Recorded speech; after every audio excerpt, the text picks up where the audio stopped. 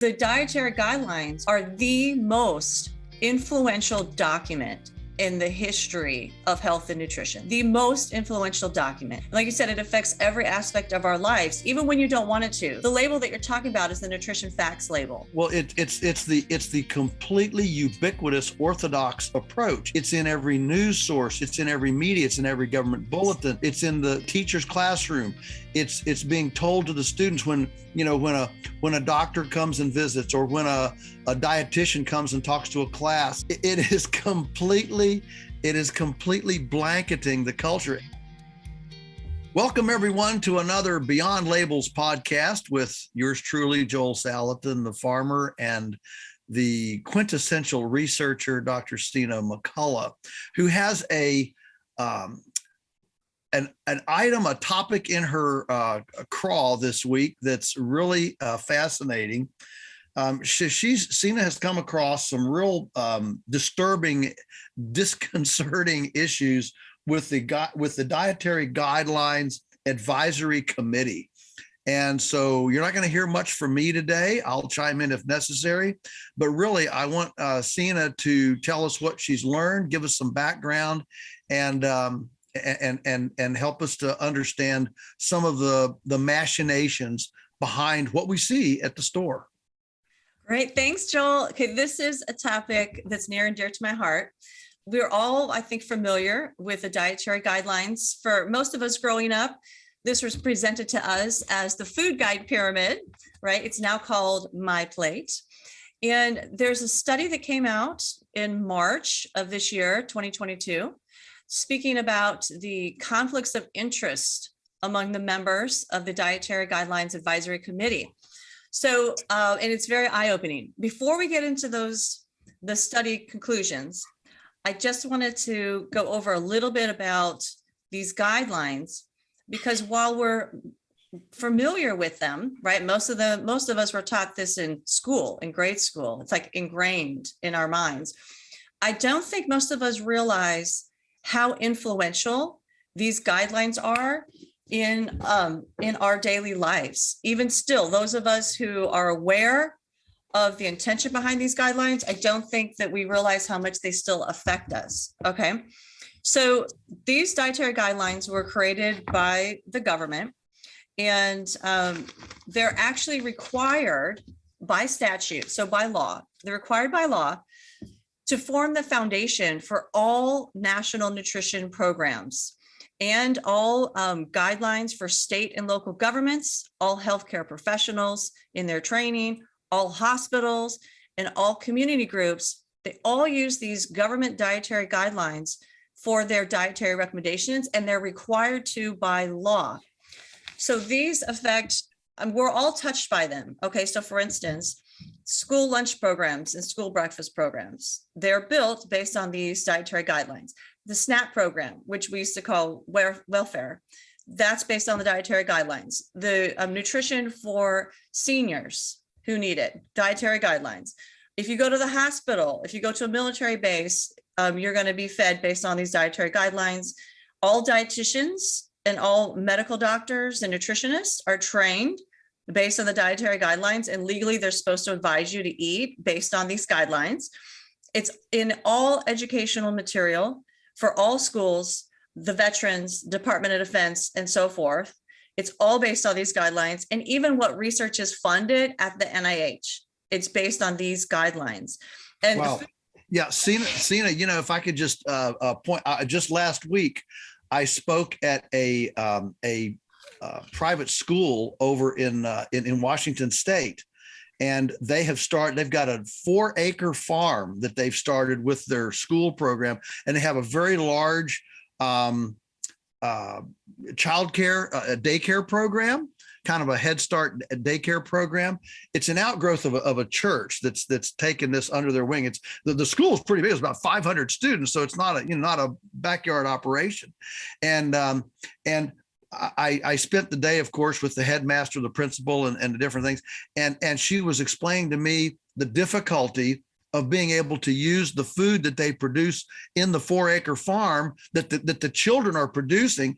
They can't bring that food, they can't bring that stuff into the kitchen, let the kids eat it, because the paperwork to fill out for the guidelines to comply, because this is a there are government subsidies in this daycare program. Okay, so because some government money is involved in the program, they're not free to actually supplement with material that doesn't have an analysis. So if you have a can of material with a nutrient analysis on it, then you can you can fill out the paperwork for, the whatever the children are eating. But if you bring in some carrots from the garden, or beets, or an egg, an egg from the chickens, those are sourced. The provenance is not labeled, is not nutrient labeled, so you can't fill out the paperwork. And it was just, as she described this, I was almost, sorry, I'm naive about this, but I was in shock of just how, man, you are understating the case, the interventionist, the pervasiveness of these guidelines in every single thing that takes 1 penny of government money. It completely drives the menu, the provenance, the decision making, everything. It's really astounding. Yeah, I'm glad you brought up that example, because that brings it home of how this is actually affecting, for instance, the one situation with the children. Now, the dietary guidelines are the most influential document in the history of health and nutrition, right? The most influential document. Like you said, it affects every aspect of our lives, even when you don't want it to. So here, the label that you're talking about is the nutrition facts label on the food. So I have one here, right? You flip it around, you can see the nutrition facts label. If you're listening to the podcast, you can just go into your kitchen and grab something that's packaged. This happens to be a package of beans. Grab something that's packaged and flip it over and look at the nutrition facts label. This comes from the dietary guidelines. All right. Now, what do you see on that label? If in bold, I don't know if you can see it, Joel, in bold is calories. Calories, yeah. Right, calories, and then we'll go down, and it's fat, cholesterol, sodium, carbohydrate, and protein. Why are those on this? They could have picked anything, right? They could have picked phytonutrient content, right? Wouldn't we choose our foods differently if it had phytonutrient content listed on there, right? They could have picked anything, and they didn't, because the committee that gets together that decides the dietary guidelines, they've decided that they've targeted these specific food categories and said that these are the nutrients of interest and concern. So, and it makes sense, right? The total fat, they have saturated fat and trans fats. Those are the evil fats, right? The ones that we hear about. Don't eat too much of that. You're going to get heart disease. And then cholesterol. Remember the whole eggs are bad now. Oh, now eggs are good. Now we have to eat white omelets only. They targeted the cholesterol. Same thing for the carbohydrates and proteins and the sodium. So let me give you some examples of how on an individual level, some of us have been affected by the guidelines. And I would say, and I kind of indulge me for a minute here as I go through this list that I've just created, I'd say we've all been affected. Okay. And that's a pretty strong statement. I'd like to give myself some wiggle room all the time, but I think we've all been affected. And let me explain how. Okay. The first one is the label that we just talked about. How many people have ever counted calories? Right? How many people have ever thought that counting calories was important? That's how you lose weight or whatever, right? This nutrition facts label is based on the 1,200 calorie diet. The idea of counting calories was instilled in our heads from these dietary guidelines. And now we know it's absolutely false. It's a myth. You do not count calories to try to lose weight. A calorie is not a calorie, but that's another show, right? If you think that eating fat is going to make you fat, right? That's another perception that the dietary guidelines have given us.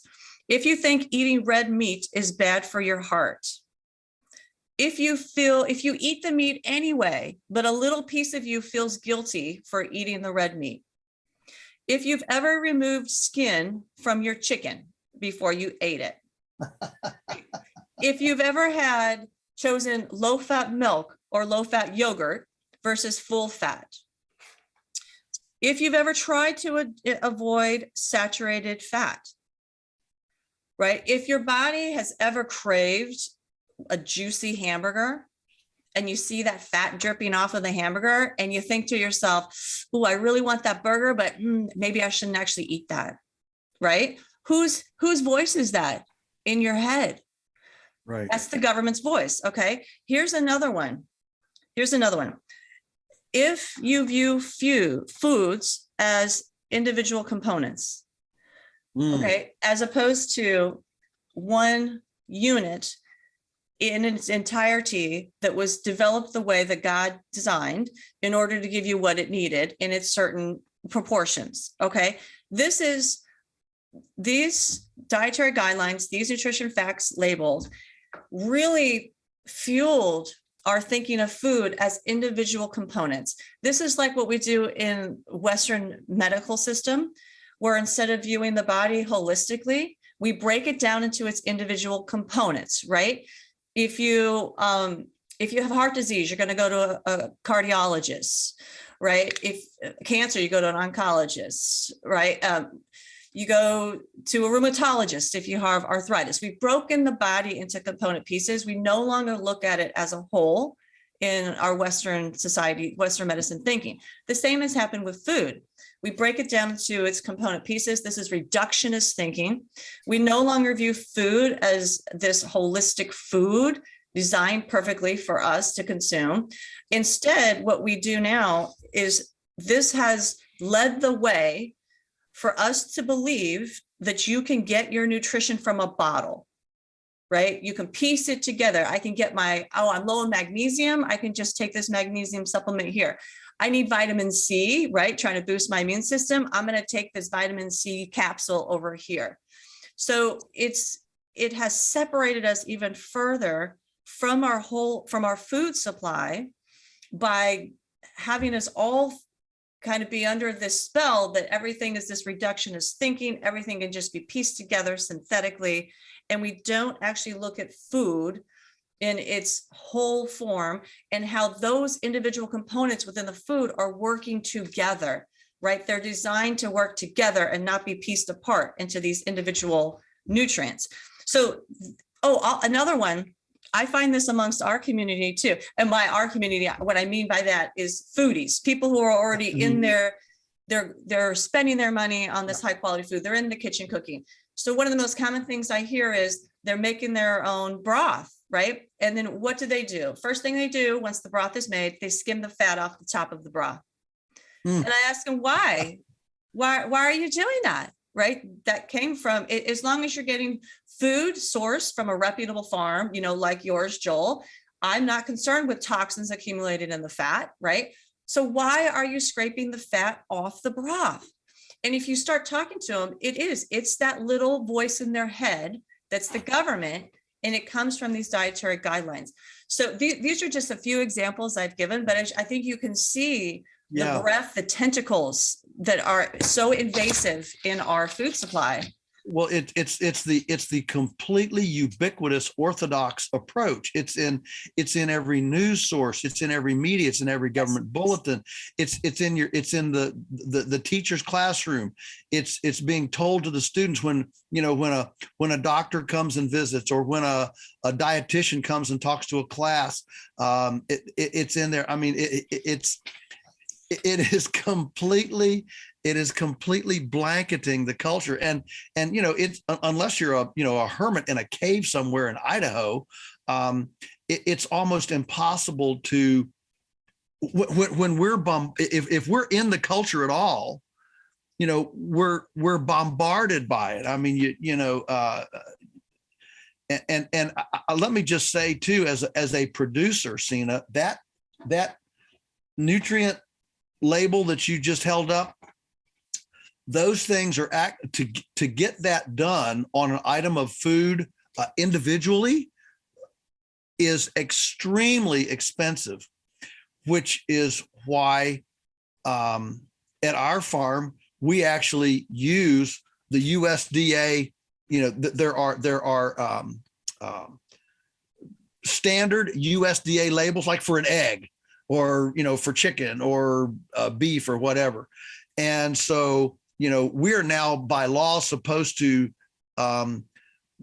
display a nutrient label. Fortunately, it doesn't have to be on every single package, but it has to be at point of sale. So in our farm store, we've got this notebook with the to comply with the regulations. But the thing is, we've had some of our stuff checked just kind of independently, and it's nowhere. Those USDA labels from CAFOs and factory farms, they're nowhere close to anything. I mean, like our eggs have, the egg USDA label on folic acid, for example, is 48 micrograms per egg. Our eggs have 1,038 micrograms per egg. But what do we have in our store? We have in our store the USDA label. Why? Because to get to punch through the licensing requirements to put an individual label on our product is like $20,000 per item. Well, we don't have $6 million to spend on our 300 different items, and so it actually not only is it that ubiquitous, but for those of us who are in the authentic food business, it keeps us from actually being able to say the truth about what's in there. So we just, by default, we just use the USDA label. They don't care. And, or the USDA, the whatever the standards are for that product. And they're as wrong as can be, but the USDA doesn't care about that. All they care about is, all right, you have a nutrition thing, and that's all that matters. Yeah. And to piggyback on that, we didn't even mention diets, right? Most diets are designed around protein, carbs, and fats, right? We've broken down foods as to how many proteins, how much protein, how much carb, how much fat is in that food, right? Hence, if you look back on your nutrition facts label, it has fat, carbs, and protein, right? And that's how we're taught to think of food. And we're actually trained. So when I was getting my PhD in nutrition, you're trained to look at food in categories. We're going to clump these foods as protein, these foods as mainly carbohydrate sources, these foods as mainly fat sources. So you literally identify the foods based on this reductionist model. And as you're saying here, the question is, are the dietary guidelines accurate? And I think at this point, right, at least our audience already knows those dietary guidelines are not accurate. Yeah. And in fact, I'll raise the stakes on that one. So these dietary guidelines were created largely by one man, Ansel Keys. It was based on a false narrative.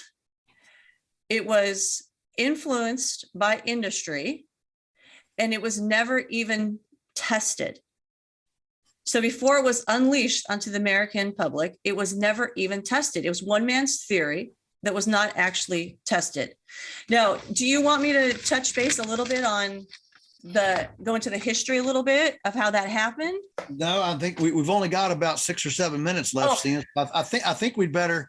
I knew this was going to be hard to rein you in on this topic, because you know a lot about it, which I just find fascinating. That you get done every time I have a conversation like this with you. I just walk away shaking my head.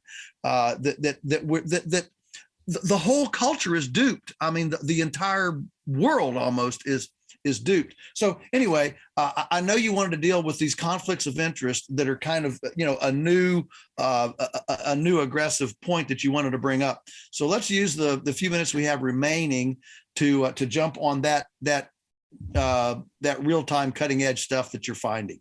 Sure, absolutely. Okay, so the study published in March of 2022. It's and this is a peer-reviewed journal it's been published in.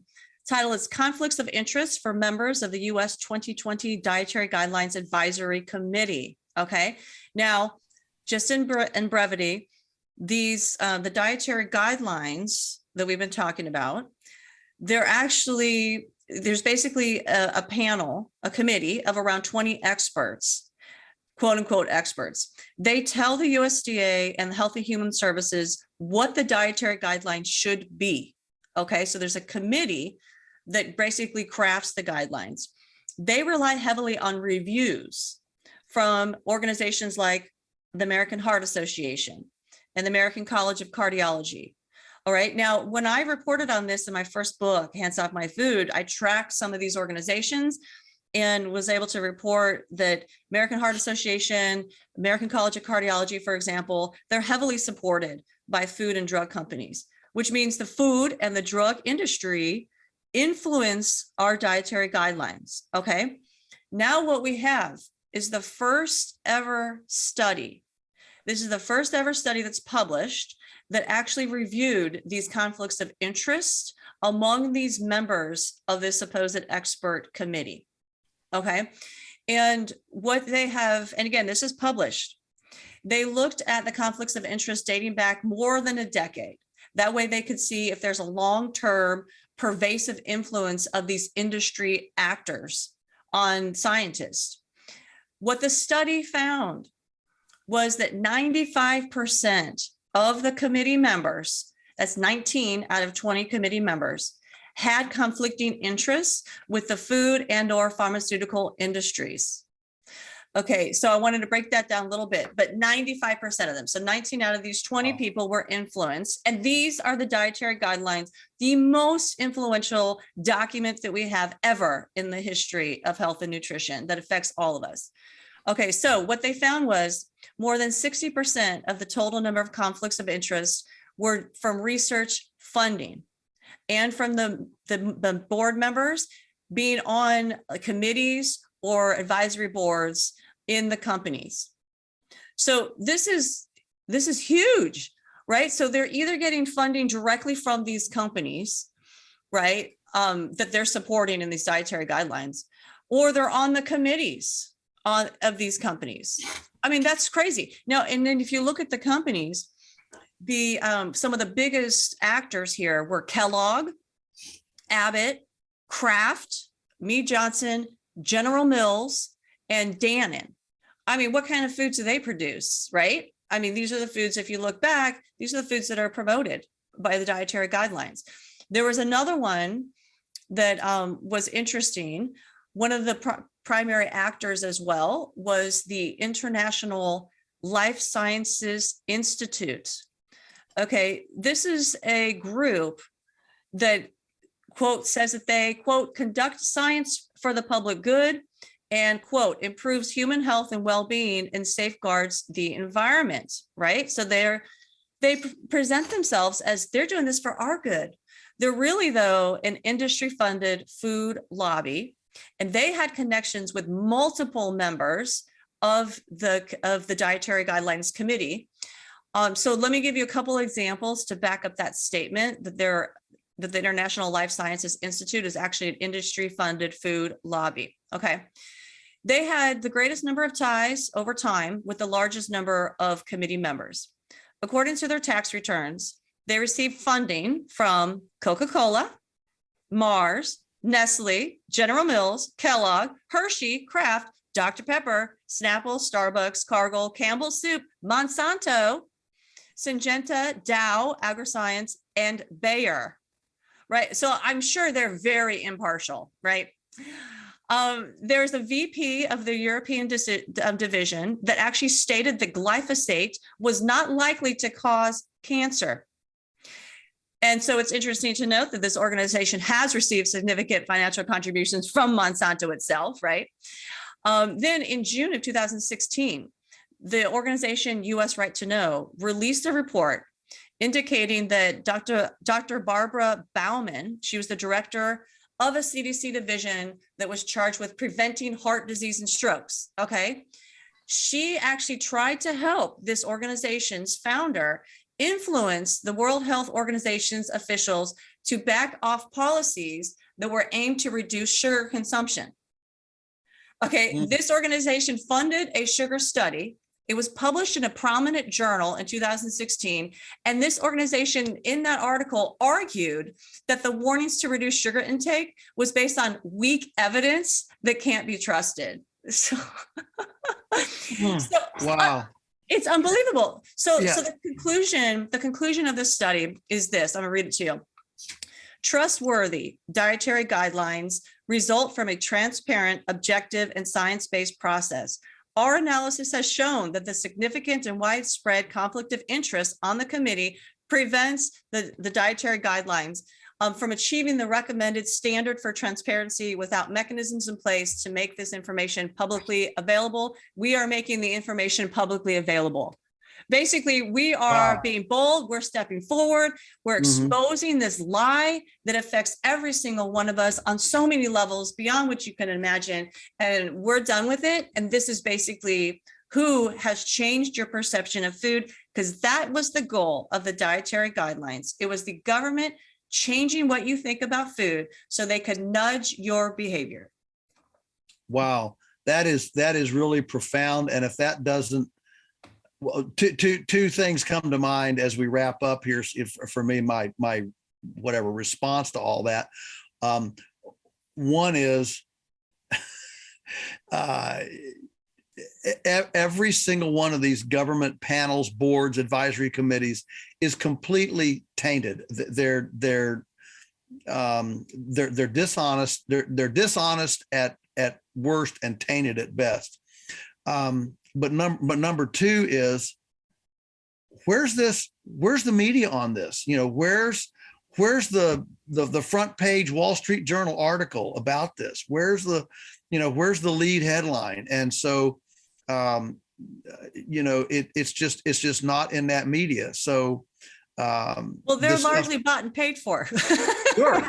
Well, yeah. Look who's sponsoring the news programs. That's right. Look who's advertising. It's the same people that are running the food system. So the bottom line is, you got to go beyond labels. You just have to go beyond labels. Because you can't trust the labels. You can't trust the people that make the labels. You can't trust the thinking that supported the idea of the label. I mean, you just keep peeling off the onion. Sina, thank you for being our watchdog here, and for bringing this to everybody's attention. I think everybody is both look.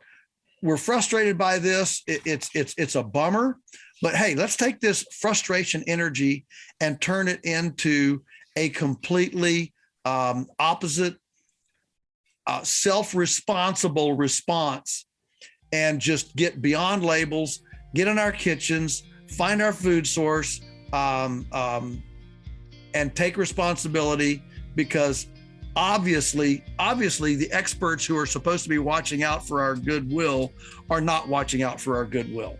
And so the sooner you realize that and start investing time, attention, effort in self-education, until then you're gonna be a stooge of these of these conflicts of interest. Thank you for bringing it to our attention, Sina. Thank you all for joining us, and we'll see you next time on Beyond Labels.